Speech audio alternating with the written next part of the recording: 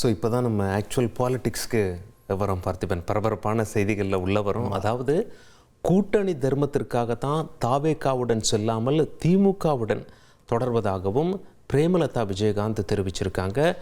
நான் மட்டும் ஒரு வார்த்தை சொல்லியிருந்தால் துணை முதலமைச்சர் பதவி கிடைத்திருக்கும் என்றும் சொல்லியிருக்காங்க. முதலமைச்சர் விஜயே வீடு தேடி வந்து துணை முதலமைச்சர் பதவி கொடுத்துருப்பார் அப்படின்னு சொல்லி அவங்க பேசியிருக்காங்க. அவங்க பேசினதை தற்பொழுது பார்த்துருப்போம்.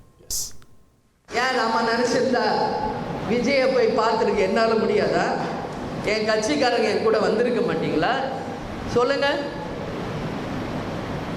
அமைச்சருக்கு ஓடுறாங்க எல்லாம். அமைச்சர் என்ன ஒரு வார்த்தை நான் சொல்லியிருந்தா விஜயை வீடு தேடி வந்து துணை முதல்வரை கொடுத்துருப்பார். இதான் உண்மை. ஆனால் இதுக்கெல்லாம் ஆசைப்படுற கட்சி இல்லை தேமுதிக. என்றைக்கும் நாம் கொண்ட கொள்கை, அந்த கூட்டணி தர்மம், நாம் எடுத்துக்கொண்ட அந்த பாதையில் என்றைக்கும் நாம் உறுதியாக இருப்போம் என்பதற்கான அத்தாட்சி இதுதான். இது மட்டும் இல்லாமல் இன்டெரக்டாகவும் ஒரு அட்டாக்கும் போட்டிருக்காங்க பிரேமலதா. அவங்க பேரத்துக்கும் பதவிக்கும் சோஃபாவுக்கும் ஆசைப்படாத ஒரு கட்சி தேமுதிக அப்படின்னு சொல்லியிருக்காங்க பிரேமலதா விஜயகாந்த் அவர்கள். யார தீய சக்தின்னு தாவேக்க சொல்லிச்சோ அந்த தீய சக்தியோட ஆதரவோடு தான் ஆட்சி நடந்துட்டு வருதுன்னு சொல்லியிருக்காங்க பிரேமலதா விஜயகாந்த். அந்த கட்சிகளையும் பார்த்துடலாம். ஒரு பதவிக்கோ ஒரு பணத்துக்கோ எதுக்கும், ஒரு சோஃபா செட்டுக்கோ ஒரு பொட்டிக்கோ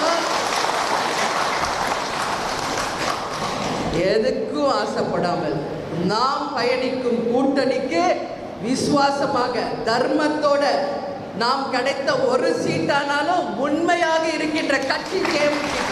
எல்லாரும் இன்னைக்கு மக்கள் பேசுவது எல்லாம் இந்த கூட்டணியில் இருந்தவர்களுடைய ஆதரவை பெற்றுதான் இன்னைக்கு ஆளும் கட்சி ஆட்சியை தொடர்கிறது.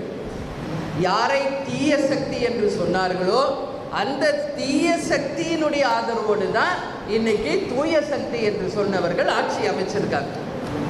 இதுவும் மக்கள் பார்த்துக்கிட்டு தான் இருக்காங்க. இங்கே யாரும் எதுவும் மறைக்க முடியாது.